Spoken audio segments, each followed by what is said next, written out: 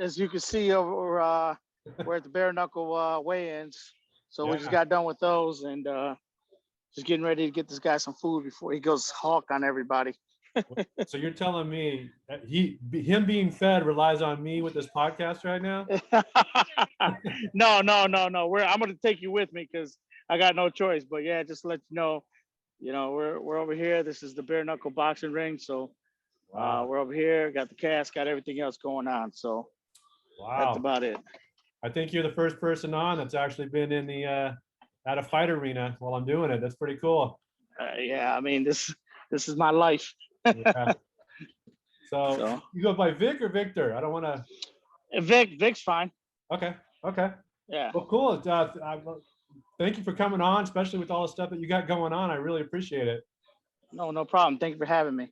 Yeah. So when is the fight's on Saturday night or is it Friday? No, the fight's tomorrow night. Okay. So it's you can watch it on the Bare Knuckle app. So that's where they have it streamed. It's only like $5, so it's not bad. Yeah. And one of your guys is fighting there, or how many do you have? I got Josh Burns fighting tomorrow. We've been working for this as a title eliminator. So if we win this tomorrow, we get a shot at the title. So it's gonna be good. Yeah. How many bare knuckle fights has he had? He's probably the most experienced person for bare knuckle boxing in the States. Especially here with this new bare knuckle boxing league going on here, BKFC. Yeah. But he's fought overseas for 6 years, so he's really the most experienced person that's over here in the States right now. So he's had a ton of fights. He's a big boy, right? You say he was losing weight, or what weight class do you have? Well, it's funny because he's heavyweight, and we usually go by boxing rules. Boxing rules, once you're super heavy, there's no limit, right? Yeah. And so apparently in Alabama, we found out on the plane that we had to be capped off at 265. So, which is fine. We were good. So, we came in pretty light this fight. So usually he comes in about 270, 275, but he's been cutting down and been working hard and diligently and getting his aesthetics looking right. He's 257 he weighed in, 258, something like that. So now he wants to be fed. Because he's going crazy. We've been here all day, so we had to get the medicals, get all the licensing, everything that goes on with the dog and pony show. So who's he fighting? That's about Tate. So we're fighting. They changed our opponent. We were supposed to fight another guy, and unfortunately, they changed our opponent on Monday. So the guy pulled out for injury, but we're still on, and we're still going to be doing it. So. Wow. Well. Yeah. Wish him luck, and again, thanks for coming on while you're out there. I appreciate it. Hey, no problem at all. So now let's start talking about you, Vic. What's your nickname? My nickname is El Torito. Okay. So, how'd you get that nickname? I got that nickname when I was a kid, so I've had that nickname my whole life. So, so it's just I've always been that little bull that always goes forward and head down and just rams into the wall. So I guess there could be worse nicknames to have. Yeah, but I've had that nickname since I was a child. So they called me that, and So when did you start fighting? Did you grow up around fighting? How did that come about? I did. So I'm the youngest of 6, and I've had I got 3 older brothers, and when I'm saying I'm the youngest. The second youngest before me was I think he's 11, maybe 12 years older than me. So all my brothers are grew up in the boxing gym, and so of course it's just follow suit, and that's basically where I grew up at. I grew up at a boxing gym. We had nothing else to do anyway, so it was just ride around on a bike and in the hood, and ride to the boxing gym and get scrappy with everybody. So I grew up in a rough neighborhood, so that's pretty much where we had to go. That was about it. So how did you go from boxing to jiu-jitsu? I know you're well, I went from boxing. So, like I said, I grew up in a I grew up in a rough neighborhood, and then we moved from Pontiac. We moved to Rochester when I was in seventh grade. So in seventh grade, moved to the suburbs, and that was a whole different culture shock. But and then I still because we weren't playing other than boxing. We didn't do any other like group sports or activities, schools, anything else. And so my eyes really got opened up when I went to Rochester. I went to middle school, and I started playing sports, started playing football, wrestled a little bit, ran track, did everything. So I just basically enjoyed playing sports. It's actually kind of cool just being around my peers and everything else at the time. Yeah. So basically, we did that all through high school. We still boxed and still played sports in school and everything else. But when I was up, when I graduated, we went. Me and my girlfriend at the time, we moved up to Michigan State, and I walked into this gym. It was a Gold's Gym. I just wanted to lift, and it had to be welcome week. So it was like the first week of school. First, everybody's going crazy and whatnot. But I walked into this gym, this Gold's Gym, and I started. I saw these guys just back there, boxing, and I was like, oh shit, all right, cool. And I joined it. I was like, hey, can I join you guys? They're like, yeah, you know how to box? I was like, yeah. So, I got my stuff, had my stuff, and I grabbed it. And they're like, well, you know how to wrestle? I was like, yeah, I know how to wrestle. They're like, jiu-jitsu? I was like, what the fuck is that? Like, no, I don't know any of that. So they're like, all right, cool, whatever.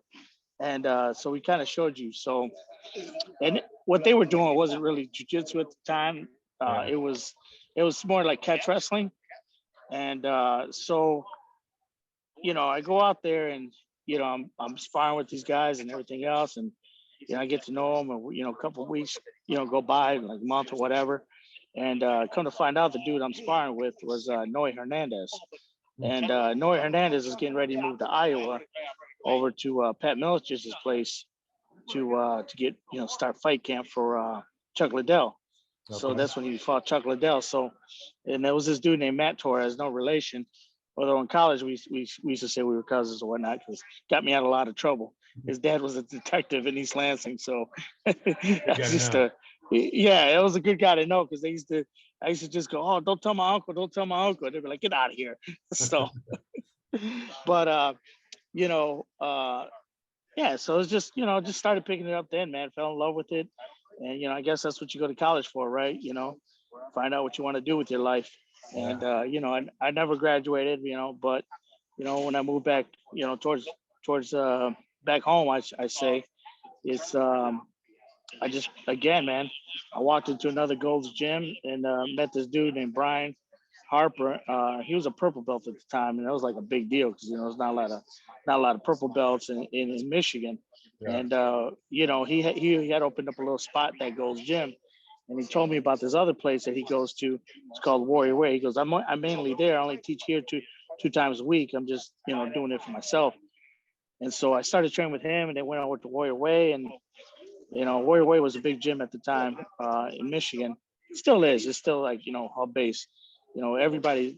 I'd say right now, probably about 80% of the people who have gyms in Michigan came from the original gym in Warrior Way. Yeah. But yeah, man, I've just been doing it ever since.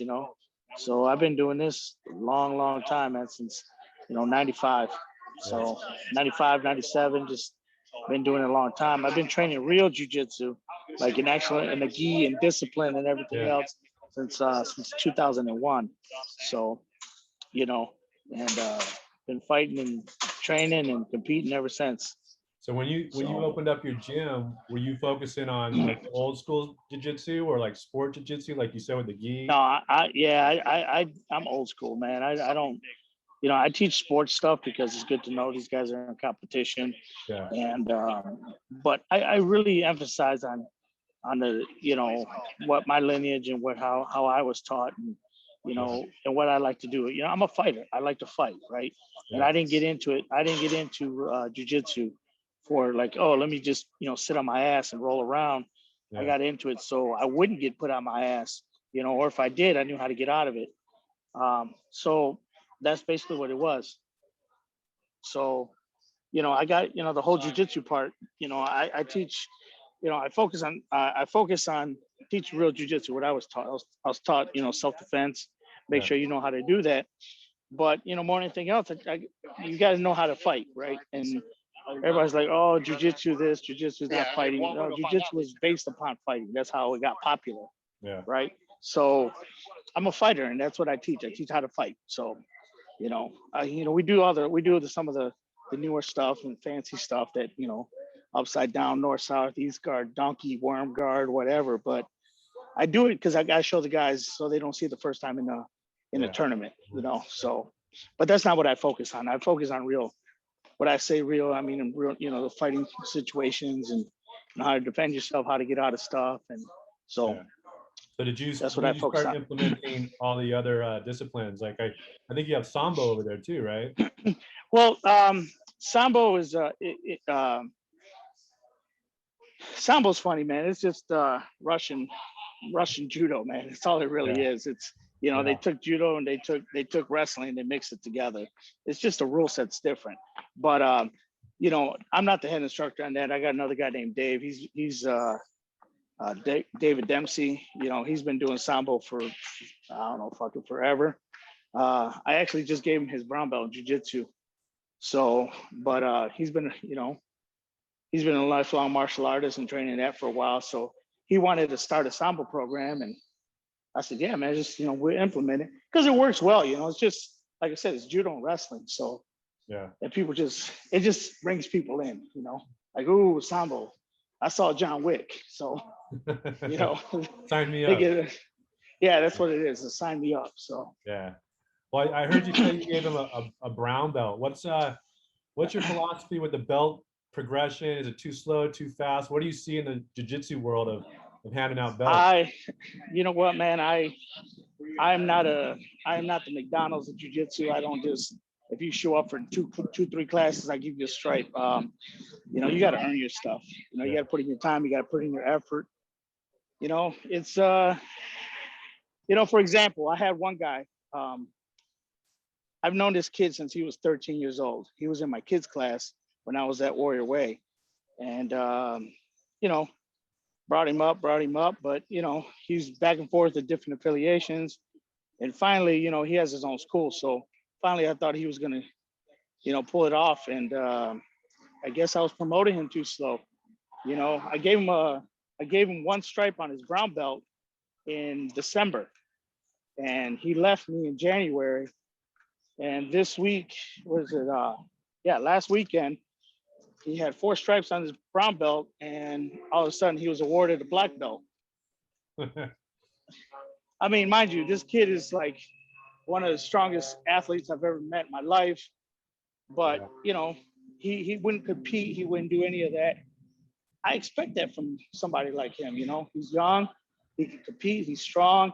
He should be out there, doing that. I expect that. And he had some other things that we had to work on with him, in my opinion. Yeah. Obviously, somebody else's opinion. He was ready, so it is to each their own. But then on the other hand, I got a guy who's 57 years old. He's a veterinarian. He's a purple belt. Man, this guy, I don't ever expect him to compete. I don't ever expect him to do anything, but he comes to class consistently on a weekly basis. And he knows his shit. I mean, he knows all his self-defense. He knows how to move. He knows every move he knows. And obviously he's 57. He's gonna execute it like a 27-year-old. But he knows his stuff. Yeah. So that's why he keeps getting promoted. So every case is different, kind of, sort of. But there's a curriculum and there's things that I expect, and time and effort. Obviously. But that's what was expected from me. So I don't do anything different than what was expected from me, I should say. Yeah. So like Dave, Dave bounced around because he was in the military, he was moving around, he had a family, and he was a brown belt purple belt for damn near 10 years. He's been with me for 4 years, and I just now gave him his belt,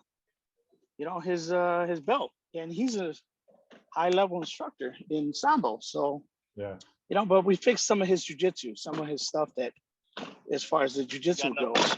So that's as far as that goes. Yeah. But everybody has a different system. Everybody has different expectations, and I used to get upset about it, but like, I just do me. Yeah. I just do me, and I try to give my students the best I can, and give them the most that I can.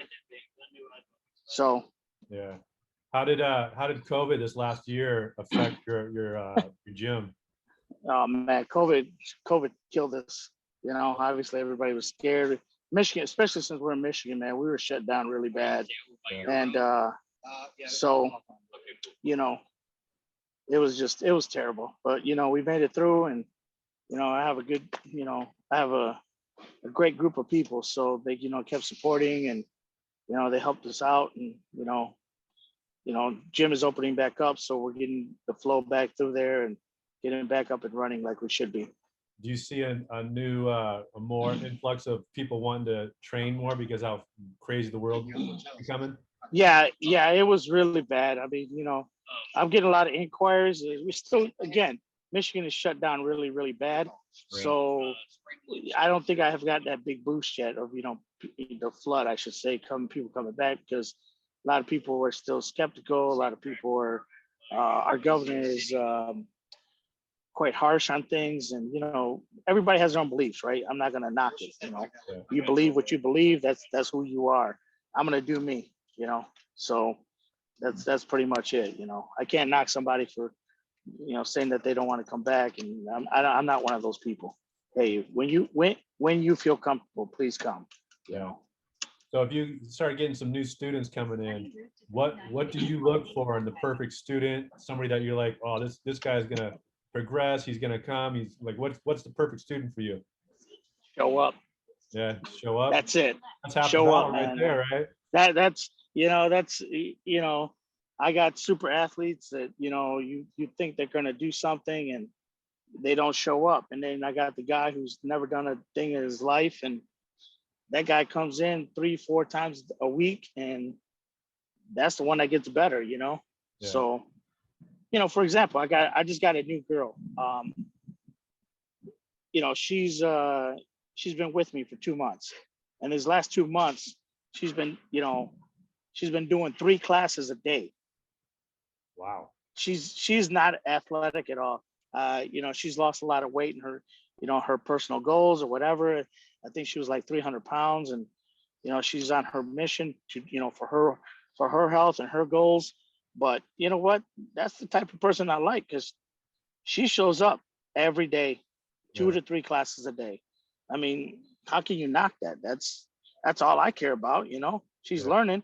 Is she picking it up like some super athlete? No, but she's picking it up, and she's putting that time and effort, and she's doing what she needs to be doing. And I got another guy. He's a little bit heavier, and that guy, he shows up 4 or 5 times a week, and that's what he's doing.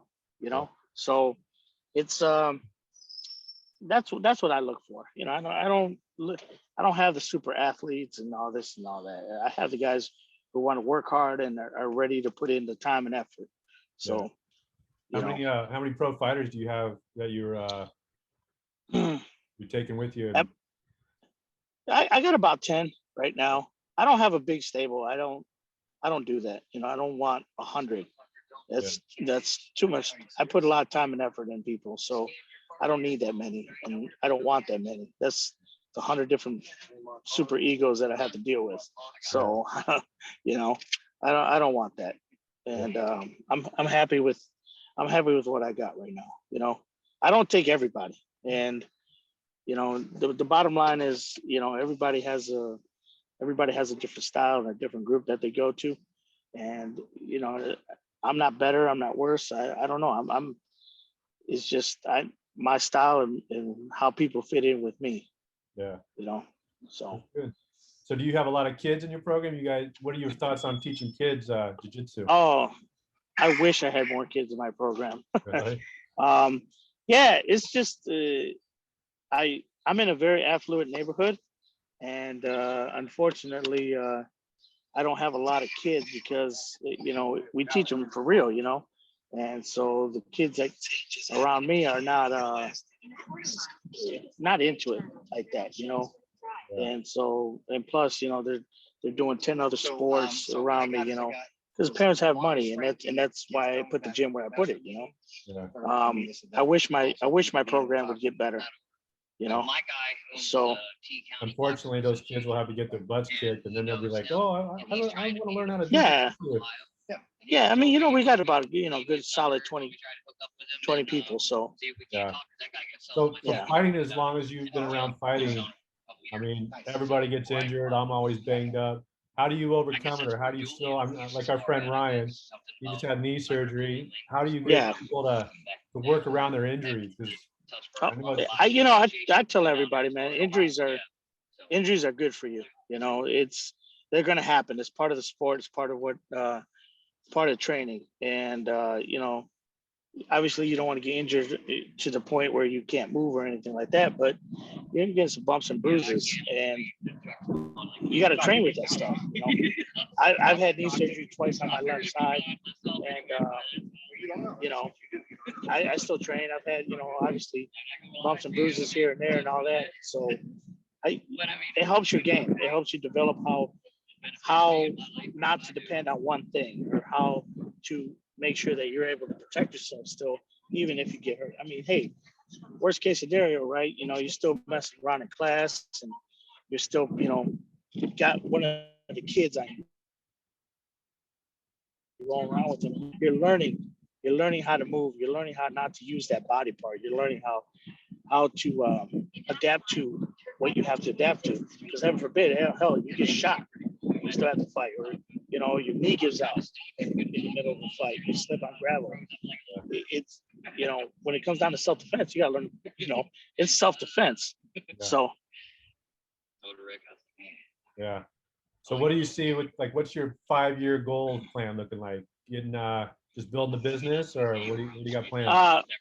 well, what we started right now, my 5-year goal right now, it includes the gym, but it's I started a nonprofit foundation.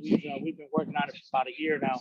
We're still waiting on our 501c, but you know, I'm heavily involved with the veterans, and we're doing this for the vets. And what my goal is to make sure that I have, you know, as many veterans in there on scholarship.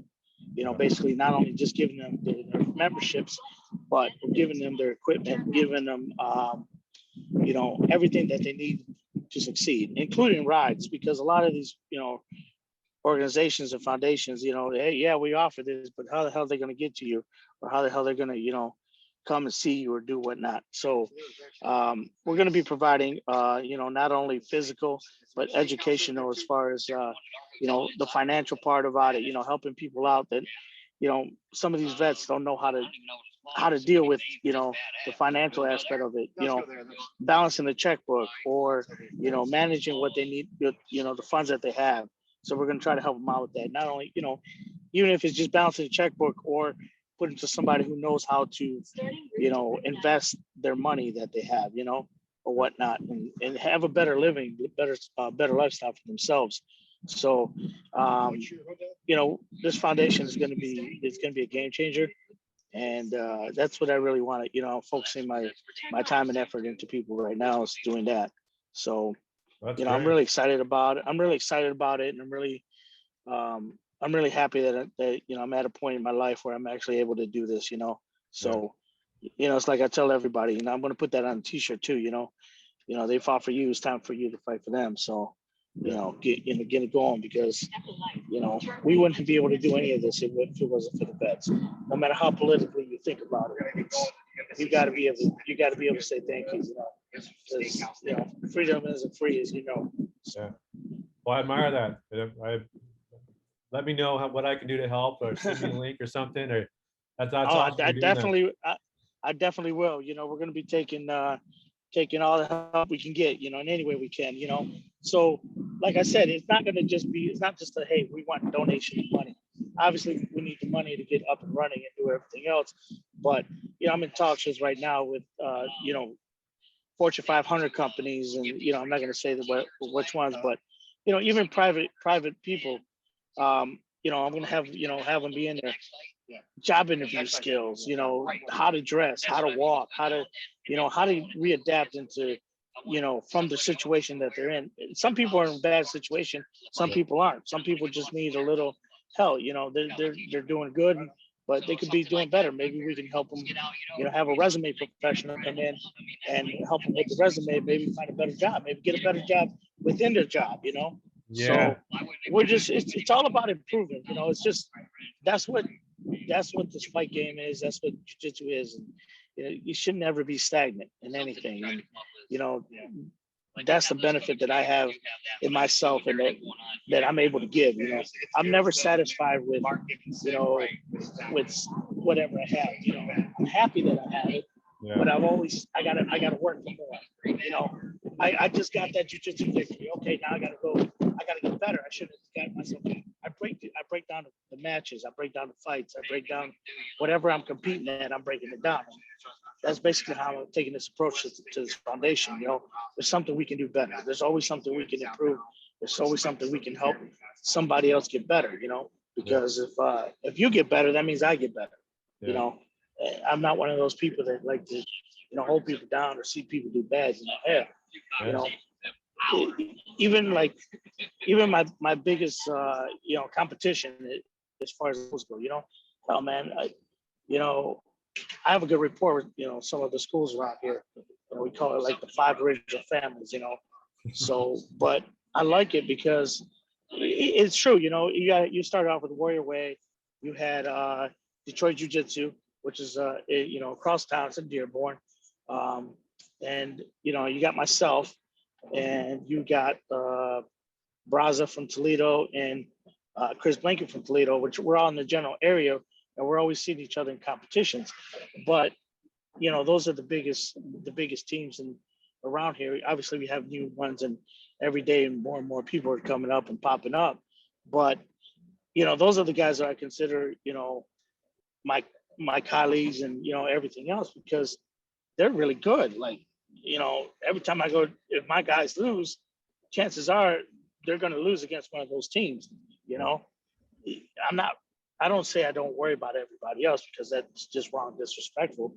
But they're not my main concern. These guys, man, Detroit Jiu-Jitsu is bringing their game up. They really do, and that's happy. That makes me, that my competitive side makes me get better, makes me become a better coach, makes me become a better business owner, makes me become better, because they got better.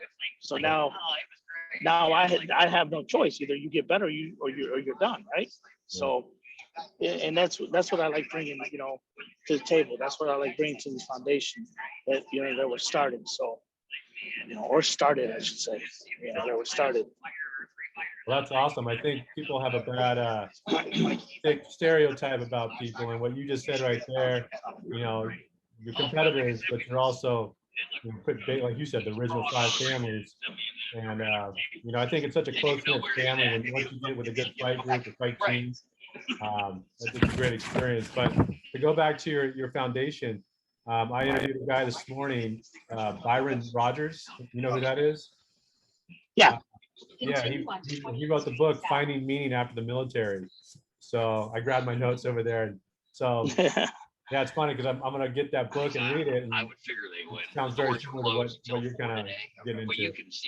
Yeah, and I don't know, man. Like this is I've always had a deep appreciation for people who served in the military. Probably because I wasn't able to, they wouldn't let me. But I've always had a deep, soft spot in my heart, and anything I can do to help people, Yeah. that served, I'm going to. Yeah. So That's great, man. I appreciate it. I didn't even serve, and I still appreciate and admire what you're doing. yeah. Well, hey, man, I appreciate it. I know you're super busy. You got to get that guy fed and everything, but I appreciate the time that you gave me today. I really do. No, man, anytime. I appreciate you. Sorry, it's just so hectic and everything. It's just this is the life, Yeah. Well, this is the life. To find time while you're at the fight arena for me is pretty good. I'm impressed, so I do appreciate it. Hey, no problem at all, man. I hope you tune in tomorrow. I will. Yeah, I'll definitely tune in and tell your man good luck, and I'll definitely be watching. Yeah, yeah. This is Josh. This is Josh right here. So What's up, brother? he's the big guy. Yeah, he's the big guy, and you know, he's gonna be fighting tomorrow. So that's looking forward to it. Well, yeah, I'm looking forward to watching it. So, well, Yeah. again, And good then luck. any other time you want to do another one, man, well, let's do it. You know, we get down and, you know, if it's a little bit more quieter, a little bit more, you know, relaxed. Yeah. So, Well, hey, no, I still appreciate it. I know you're busy, so I'll let you go. But again, thank you very much. no problem, man. Thank you. I appreciate you. All right, Vic, enjoy your time out there. Yeah. Awesome, brother. Bye. See you, brother.